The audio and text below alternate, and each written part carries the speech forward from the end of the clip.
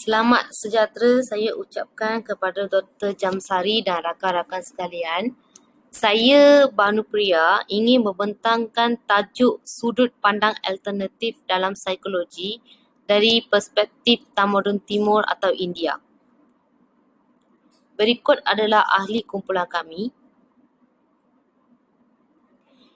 Dalam topik ini, saya akan membincangkan pengenalan perkembangan psikologi timur, tokoh-tokoh psikologi timur, ketiga adalah Abhidhamma, keempat teori psikologi kepribadian timur, kelima psikologi transpersonal dan keenam adalah kesimpulan. Pengenalan perkembangan psikologi timur.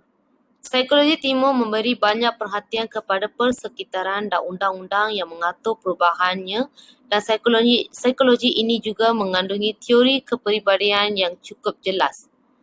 Matlamat psikologi timur adalah untuk membentuk kesedaran agar seseorang dapat menghadapi cabaran masa depan untuk membentuk kepribadian individu itu.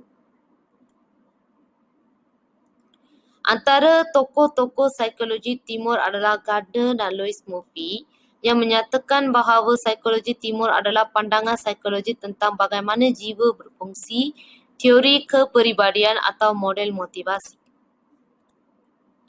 Manakala Richard Alpert atau lebih dikenal sebagai Ram Dass juga percaya bahawa amalan meditasi dan kerohanian mampu menghasilkan perubahan kepribadian terapi yang tidak dapat dihasilkan oleh ubat-ubatan. Abhidhamma telah berkembang di India selama 15 abad yang lalu yang merupakan wawasan dari Gautama Buddha. Buddhisme sendiri berkembang menjadi beberapa sekolah termasuk Mahayana dan Hinayana. Dalam Abhidhamma, kata-kata kepribadian sangat mirip dengan konsep Barat. Oleh itu, menurut dasar Abhidhamma, tidak ada diri yang kekal, abadi atau benar-benar kekal, di mana hanya kumpulan proses-proses impersonal yang timbul dan hilang. Apa yang nampaknya, kepribadian terbentuk akibat gabungan proses impersonal ini. Teori psikologi kepribadian timur. Tumpuan kajian psikologi Abhidhamma adalah rangkaian peristiwa iaitu hubungan berterusan antara keadaan mental dan objek deria. Keadaan jiwa selalu berubah dari semasa ke semasa dan perubahannya ternyata sangat pantas. Kaedah asas yang digunakan untuk memeriksa perubahan mendalam dalam jiwa adalah introspeksi, yang merupakan pemerhatian yang teliti dan sistematik oleh seseorang dari pengalamannya sendiri. Antara subjek psikologi Abhidhamma adalah 5 deria, pemikiran yang dianggap sebagai indera keenam. Setiap keadaan jiwa terdiri daripada sekumpulan ciri mental yang disebut faktor mental. Ciri-ciri mental seperti cinta, benci, keadilan, kekejaman, sosial dan lain-lain. Dan akhirnya Abhidhamma menemui 53 kategori faktor psikiatrik manakala yang lain menemui 175 jenis. Prinsip-prinsip keadaan jiwa dapat dinyatakan sebagai berikut. Setiap keadaan mental hanyalah sekumpulan kecil faktor yang ada.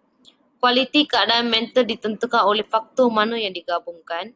Abhidhamma percaya bahawa setiap keadaan jiwa berasal dari pengaruh biologi dan pengaruh situasi, selain perpindahan pengaruh dari keadaan psikologi sebelumnya. Setiap keadaan mental seterusnya menentukan kombinasi faktor tertentu dalam keadaan mental seterusnya.